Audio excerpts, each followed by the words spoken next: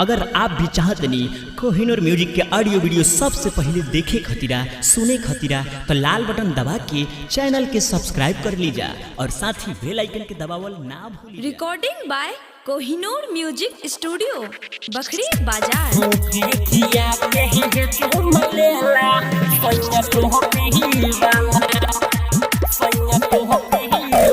जब से भइल शादी सखी हो खता रोज रोज भाला सैया तो पीवाला।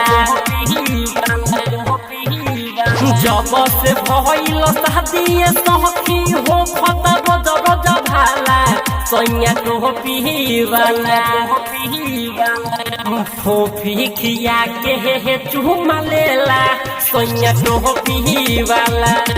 फोफी खिया के चुमा लेला सैया तो पीवाला। फोफी खिया के चुमा लेला सैया तो पीवाला। फोफी खिया के चुमा लेला जहमा के बटन सखी खेलन खोल के धीरे धीरे छूबलन आई लव यू बोल के। जहमा के बटन सखी खेलन खोल के धीरे धीरे छूबलन आई लव यू बोल के। हमरा के करेला ना बहुते पसंद हो ओहरा में सुती जब मिलेला आनंद हो। ओहरा में सुती जब मिलेला आनंद हो। धके कबाही जब जब जाबे मोहन हमर घर माला सैया तो पीवाला।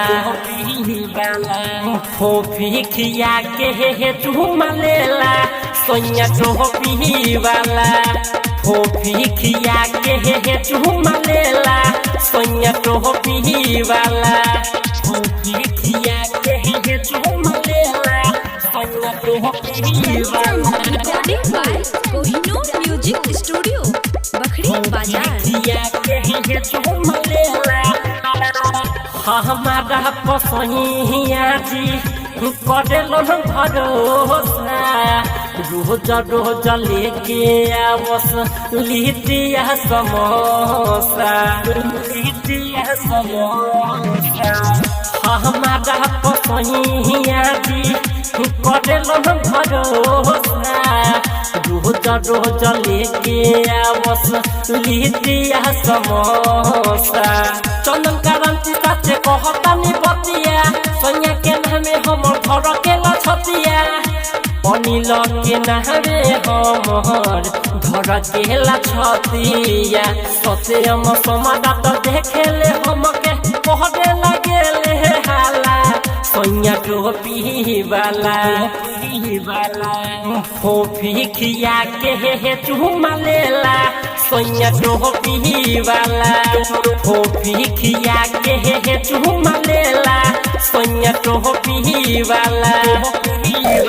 जब से भइल शादी सखी हो खता रोज रोज भाला सैया तो पीवाला।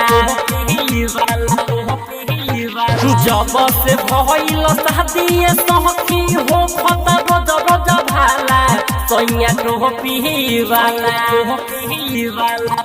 फोफी खिया के चुमा लेला सैया तो पीवाला।